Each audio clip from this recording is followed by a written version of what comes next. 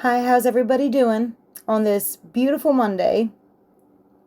Well, this is a relatively new development. An amended complaint to well, let me go back. Back in October 2024, one of the many lawsuits filed against P. Diddy was filed.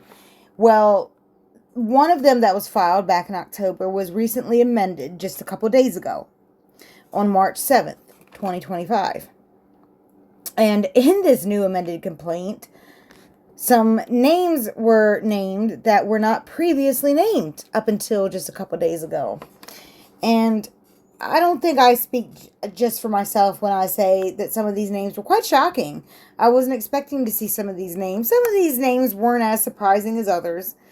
Some of them may have already been in there beforehand, but some of them definitely were not in there beforehand. However, with all that said, before I begin reading, I just want to say that just because this complaint or lawsuit was filed, just because it was amended, just because it was filed to begin with at all, doesn't mean any of it's true. You know, pretty much anybody can file a lawsuit in the beginning. I don't know if it's actually been to any preliminary hearings yet. That I'm not really sure. I just got the amended complaint before me right now, and I'm gonna read it.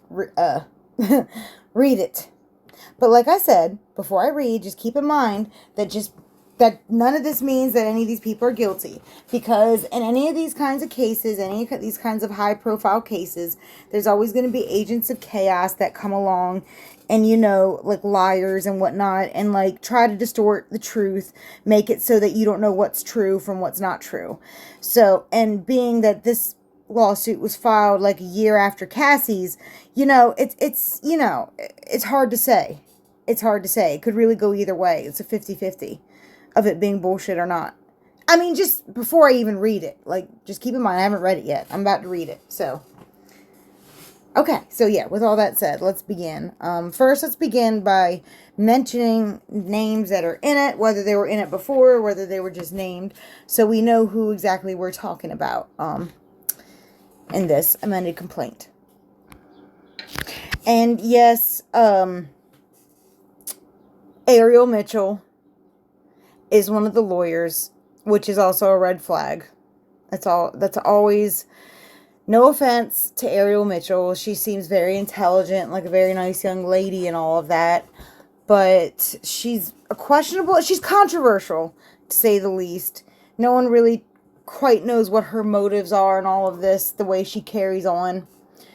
And the fact that no one's, I don't know, she's questionable. Let's just leave it at that. She's very questionable.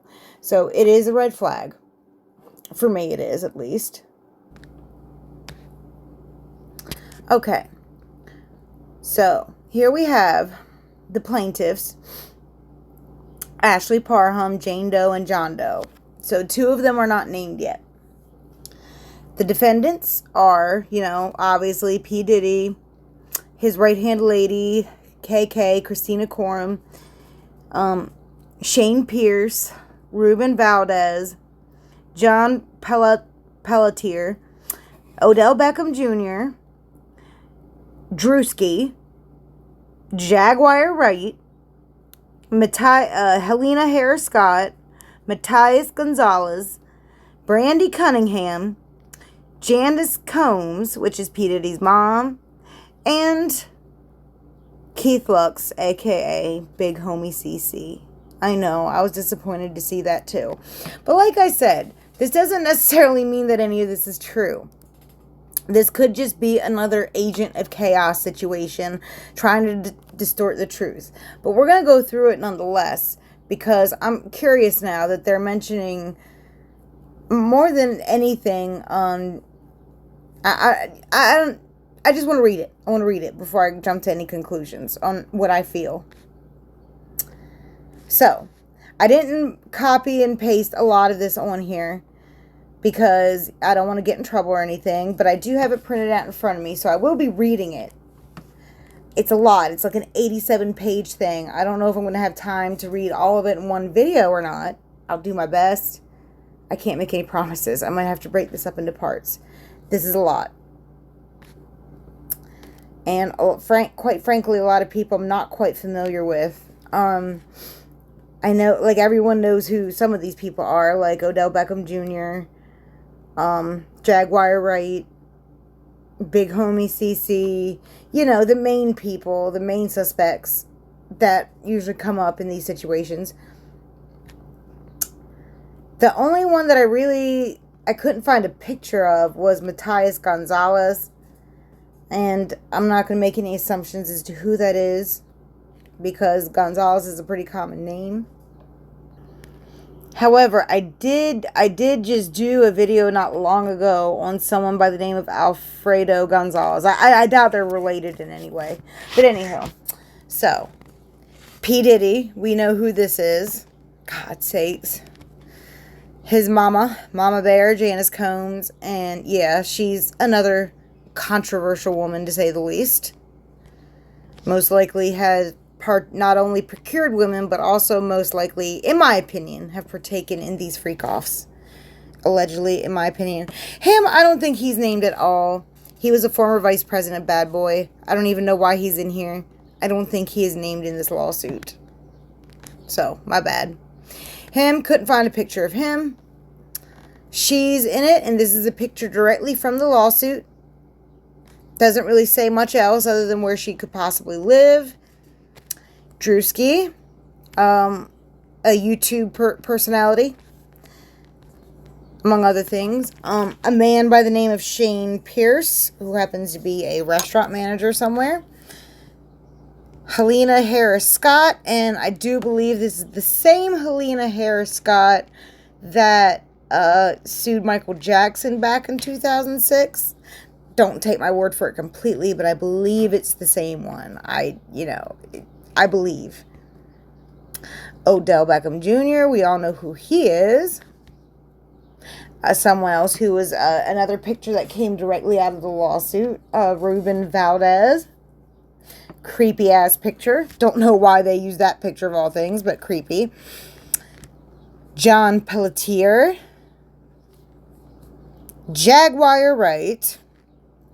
And the only thing I will say that I'm not totally surprised, I really didn't want this to be the case. I really didn't. If it is true, if she actually is an agent of chaos, the only thing I will say is that I've noticed lately she's made it a habit out of attacking people who she doesn't agree with, whether or not they are like monsters or predators. She'll just attack people and go out of her way to... So, you know, that doesn't mean that she's lying about what she says, though. That doesn't mean that she's lying. I'm just saying that it doesn't necessarily make her the most reliable person on earth. That's all I'm saying. And Diddy's right-hand woman, KK, and Big Homie CC, the one who I truly was surprised. I hope this isn't true, because I really love Big Homie CC. I think it's harder to tell when someone's on screen, but it really felt like to me like he was coming from a sincere place. So, but I don't know.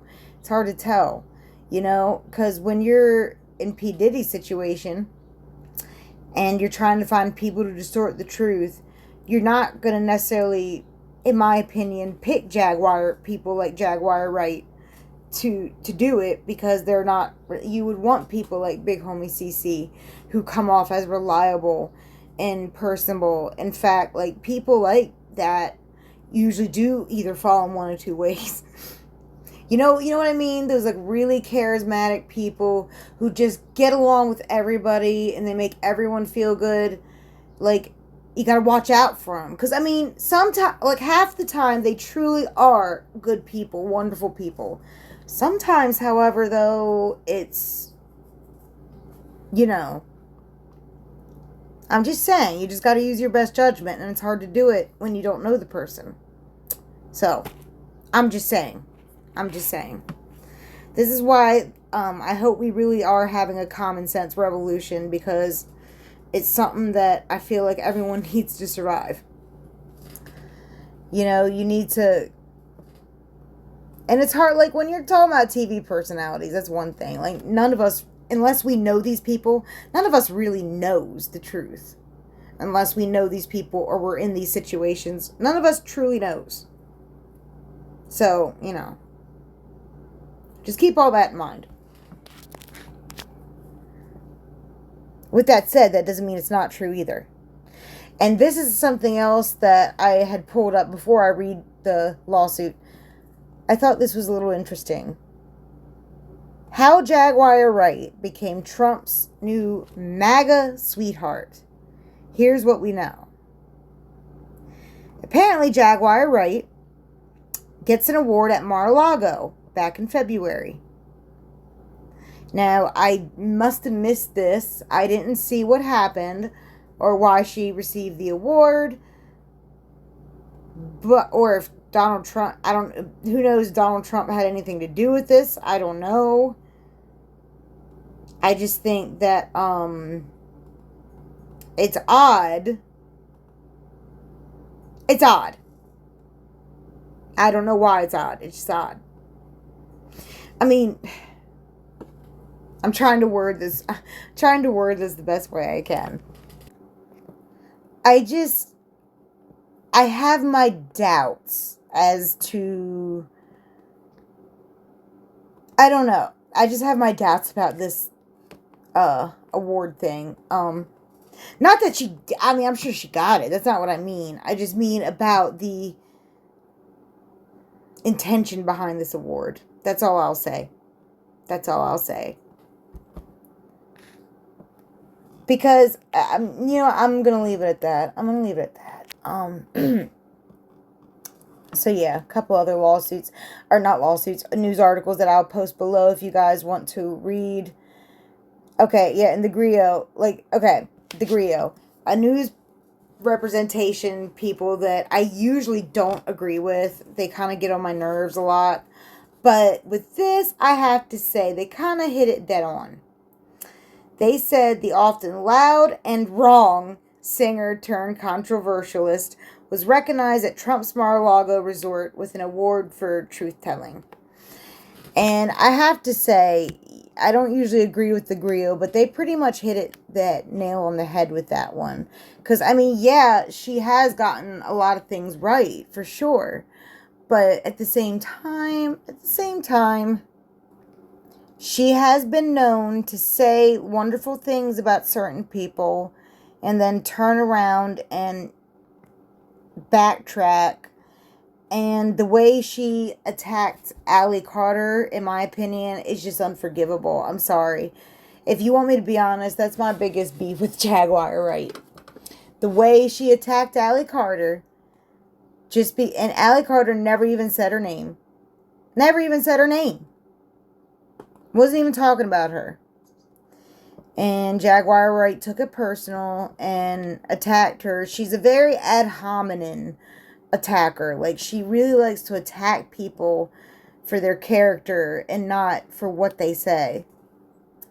And that, if anybody knows about logical fallacies, that's a big no-no. You don't do that if you're trying to present a reasonable argument against something. But anywho's, let's get back on track. Let's get back onto the task at hand. And that is this lawsuit, this amended complaint that we're going to look into. So, let's just go back to the first picture of P. Diddy. And I'll try to remember to flip to the picture as they come up. If not, forgive me. I'll try my best, though. Okay, here we go. On page 11 of the amended complaint, we get to the factual allegations common to all counts. Okay. Plaintiff met defendant Shane. This would be Shane Pierce. Where's he at? Shane Pierce. You're up. Okay.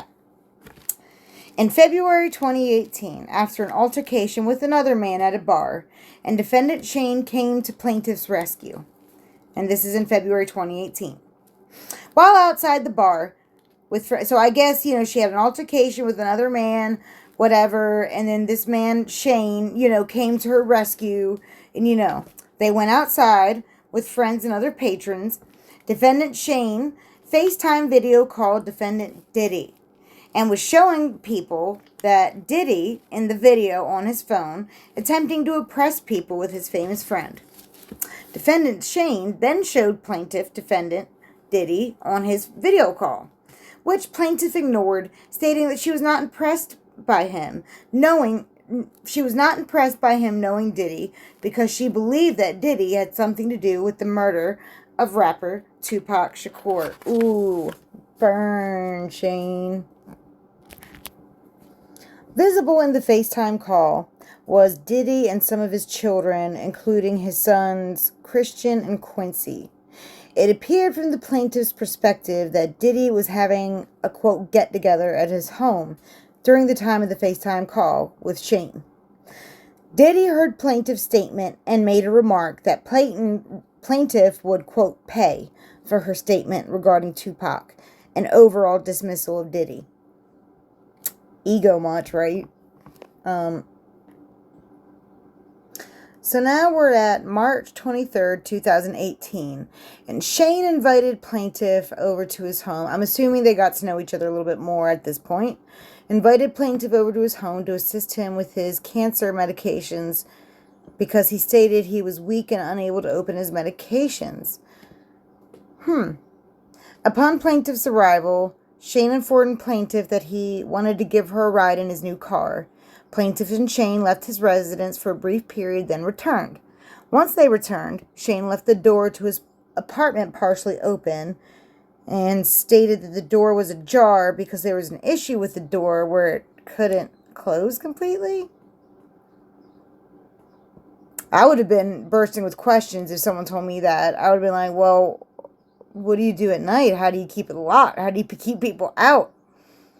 I'd be bursting with questions. But anywho, I guess she just, was like, okay, cool. But who knows? Well, I mean, if she's as young as she is, then, why would she think to question it too? So then there's that. Okay, there's that. Okay, anywho. Shane was renting an apartment on the lower floor of a home in Orinda, California. And Shane had a separate entrance into his residence that led to the backyard of the home. The home also had a main entrance on Loma Vista Drive. Shane rented the home from a woman who lived in the upstairs portion of the home and had 2 dogs that resided with her. Plaintiff and Shane then began to watch a movie, and Shane offered her a glass of water, which he retrieved and brought back to plaintiff.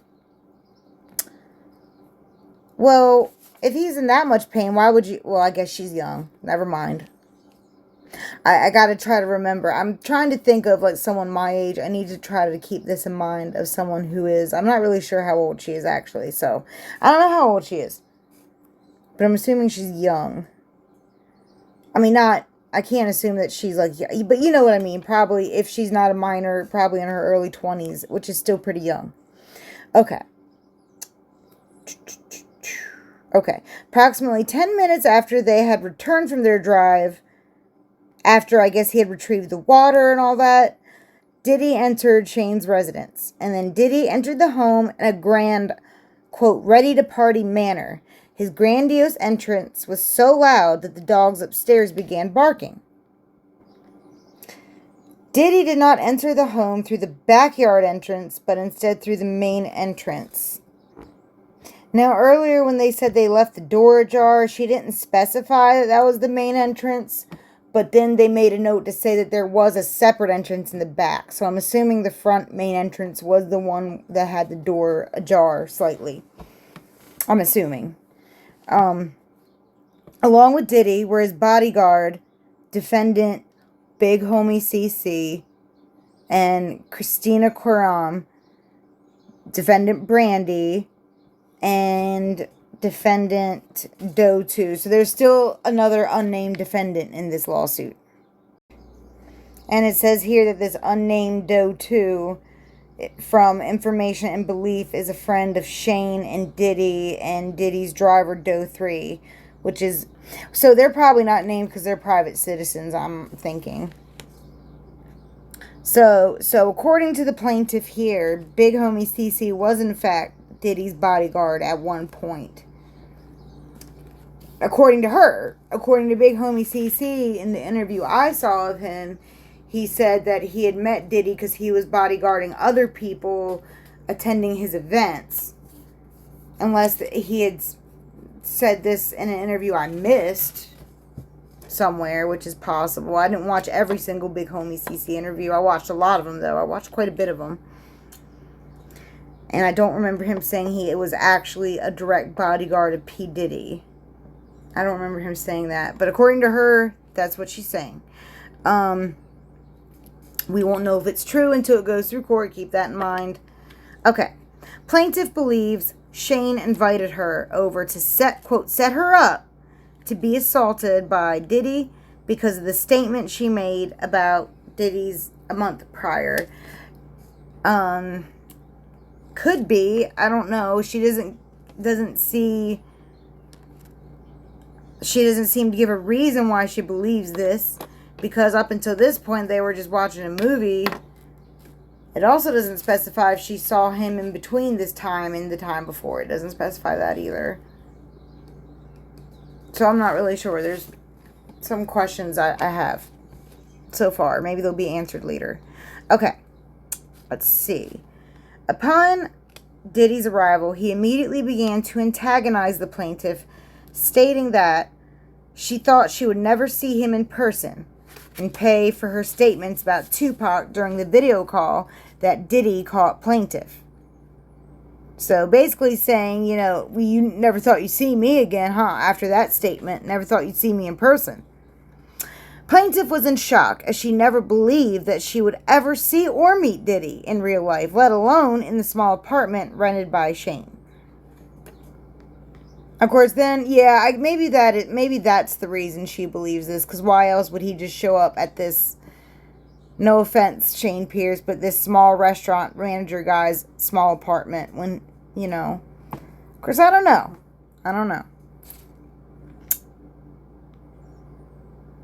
Maybe he did know she was there. Okay.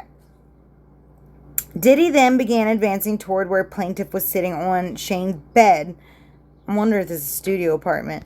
With a knife and held it right to the side of plaintiff's face and threatened to give her a Glasgow smile in retaliation for her previous statements on the video call. And apparently all these people are standing there. Okay, she goes on. Defendant KK, which is Christina Parham, told defendant Diddy that she did not think giving plaintiff a Glasgow smile would be advantageous to their potential clients who they could sell plaintiff for sex to. Yeah, I don't know. It seems a little weird the way this is set up. I mean, let me go back a little bit. Let's recall who's here with them. Everyone who entered with P. Diddy in the room. Along with defendant Diddy were his bodyguard, Big Homie CC, Christina Parham, this chick named Brandy, and another defendant who is unnamed. And the driver who remained outside. So that's quite a few people.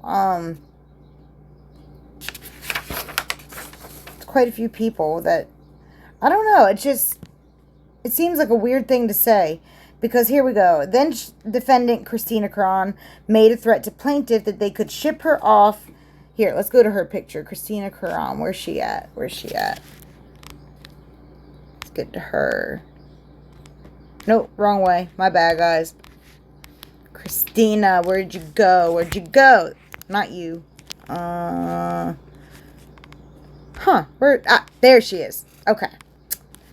This woman right here said that they could ship her off anywhere in the world and that she would never see her family or anyone she knew ever again.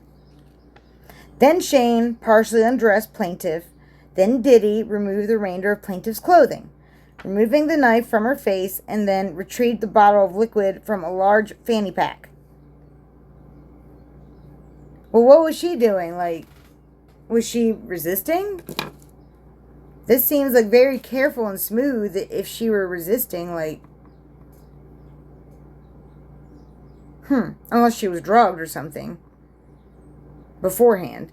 Defendant Diddy then squirted a bottle of liquid on plaintiff, which placed her in a fear that she was being squirted with a chemical substance like acid.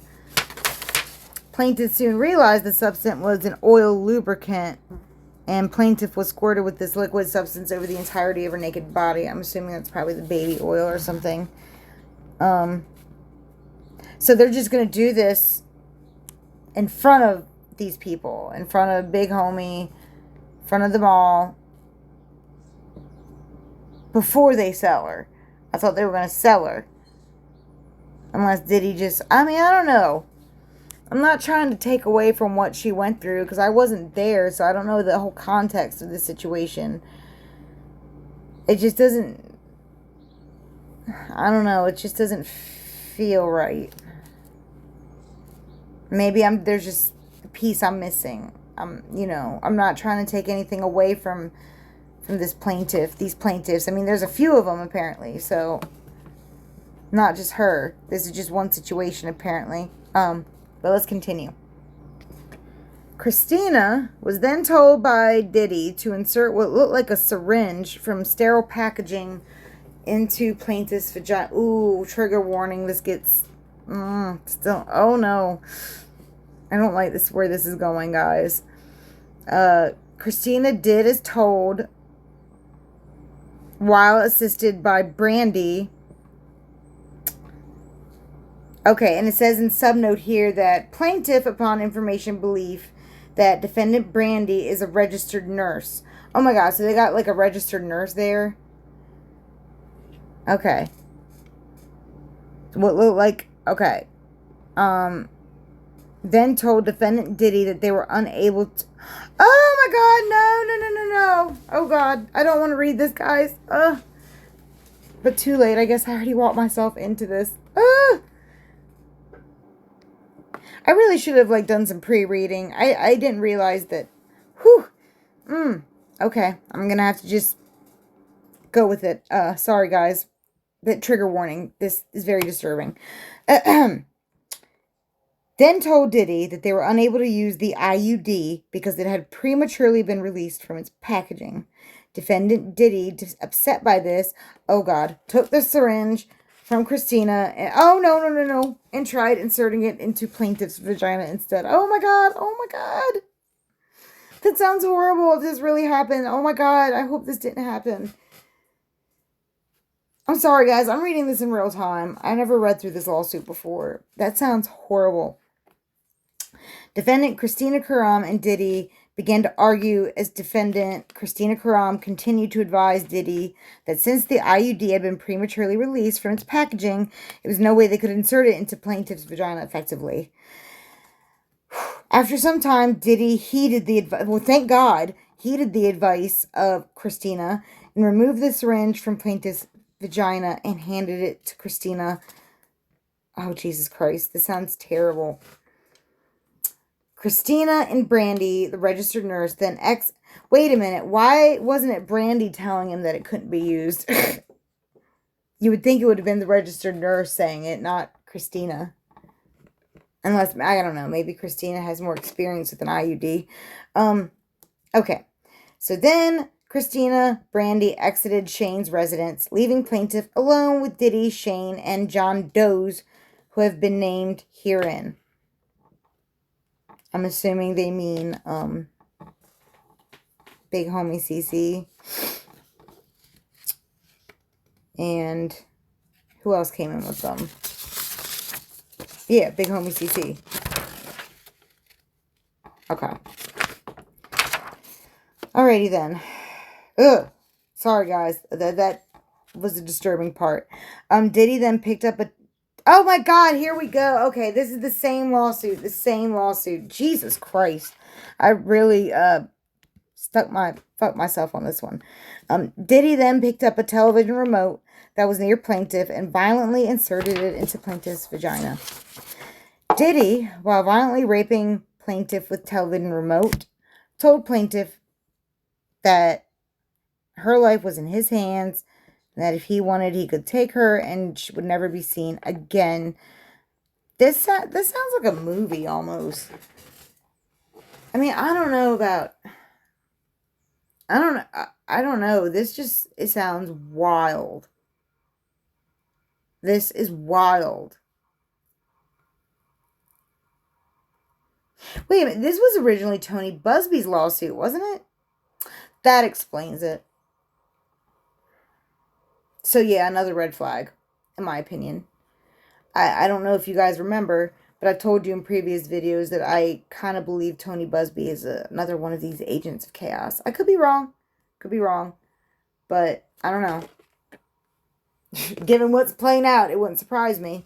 And I said that before all this happened. And not this lawsuit, but him dropping Jay-Z's thing. Anyhow. So, yeah, raped her with the television remote, said that her life was in his hands. Plaintiff began crying hysterically from the threats by Diddy, along with the pain of being raped with the remote, as well as the lingering pain from the ordeal with the IUD insertion. And Diddy then instructed Shane to turn plaintiff on her stomach, seemingly tired of hearing the plaintiff's blood-curdling cries. Shane then grabbed plaintiff by her abdomen and hips and turned plaintiff on her stomach, and Diddy then instructed Shane to put a pillow over her head because he didn't want to see her face or hear her cries, and instructed Shane to anally rape plaintiff. Shane did as he was told by Diddy and began to anally rape plaintiff. Then Diddy raped her anally after Shane. Then defendant John Doe 2 joined defendants Diddy and Shane, taking a turn anally raping plaintiff. Immediately after defendant Doe 2 raped plaintiff, he exited Shane's residence. And then defendant Diddy then instructed another defendant Doe to also rape plaintiff. And then Doe has been determined to be Drewski. So, one of these does is Drewski. And instead of immediately raping plaintiff, Drewski doused plaintiff with more oil, then jumped on top of plaintiff's naked and oiled body, treating it like a slip and slide, and knocking the wind out of plaintiff due to his enormous size. Of course, then again, I'm just pausing for a minute. Then again, you can't help but wonder, who makes this crap up? Of course, I mean, I guess someone could. It's just,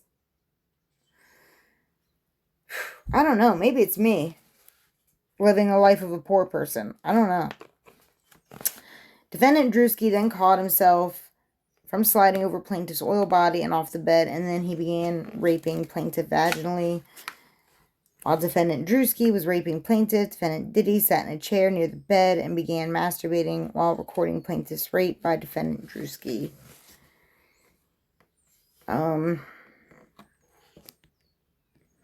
Another party's phone fell on the bed near plaintiff. Plaintiff then attempted to grab the phone, but it slipped out of her hands and onto the floor due to the oil lubricant that had been doused all over her person by defendants Diddy and Drewski.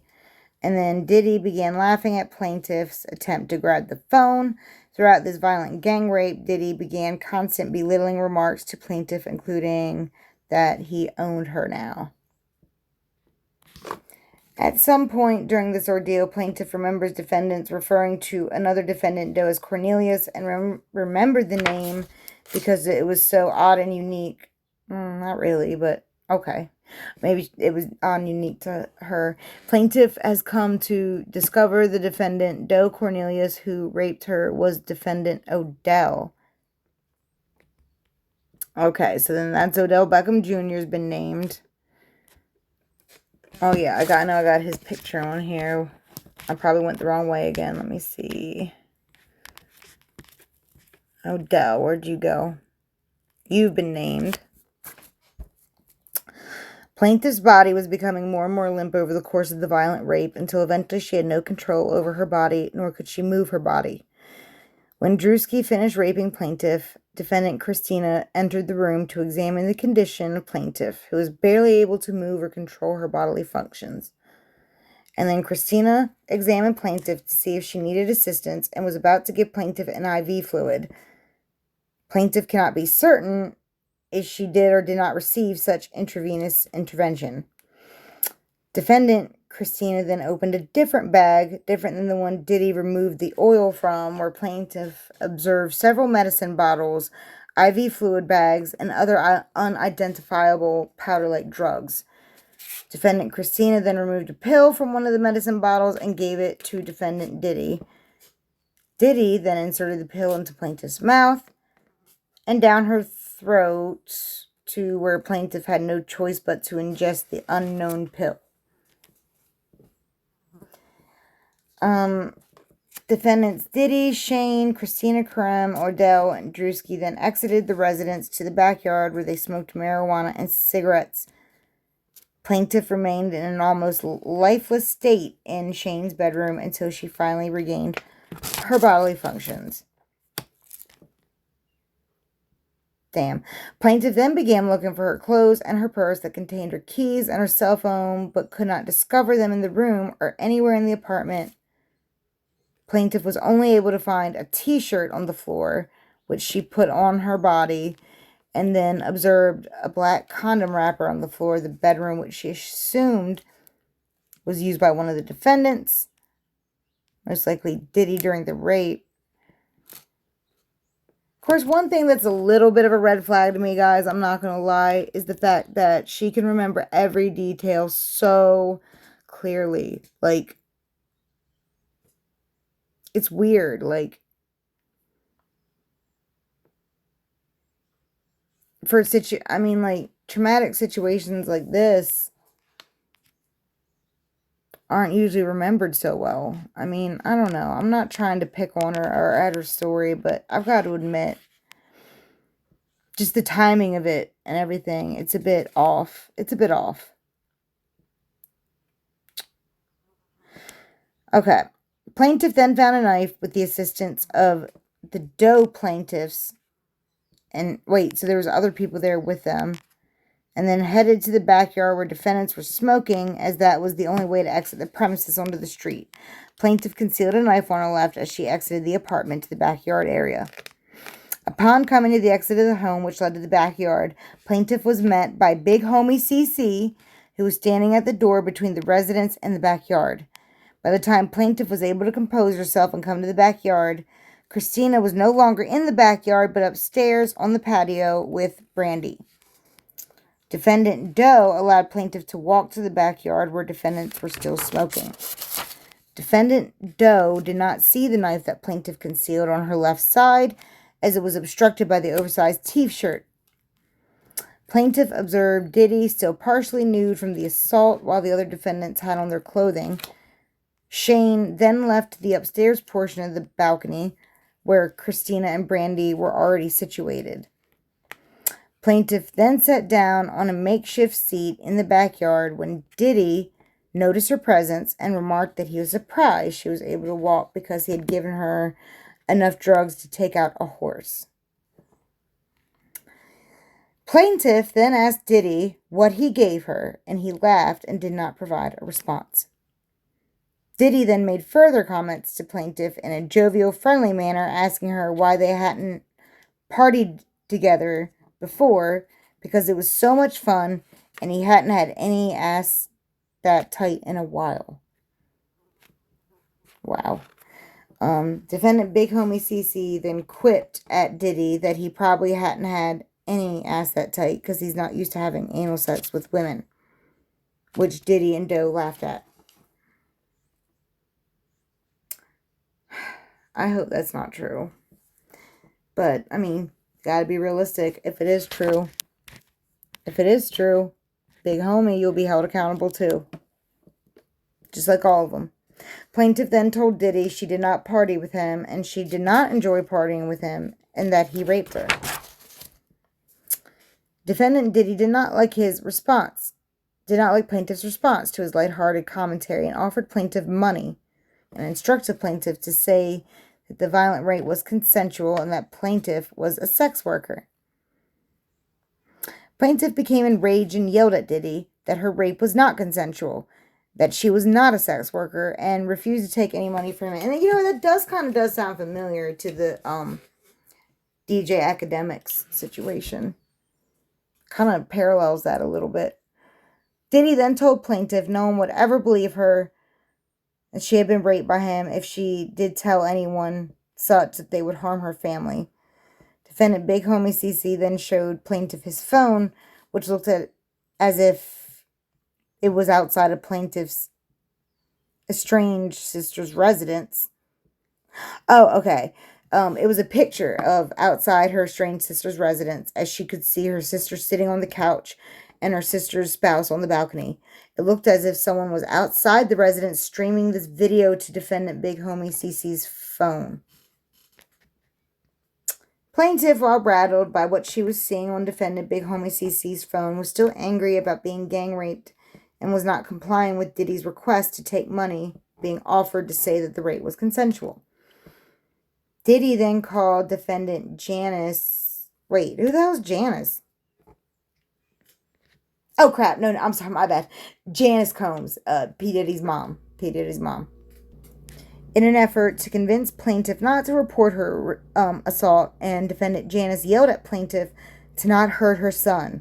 Plaintiff told Janice that her son had violently raped plaintiff, and then Janice, seemingly unfazed by the statement, then continued her demands with plaintiff to take the money being offered and not report it to law enforcement. Damn, guys. Damn.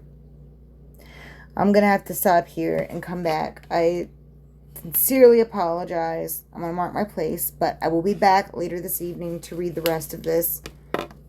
I haven't made up my mind if I believe it or not, which even when I read it, I'm not going to say because it hasn't been decided in the court of law. And I'm not a juror. I don't know these people and I wasn't there. I'm just giving you guys my opinion from what I'm reading on this court document. But yeah, I'll be back to finish it in a little while. Thanks.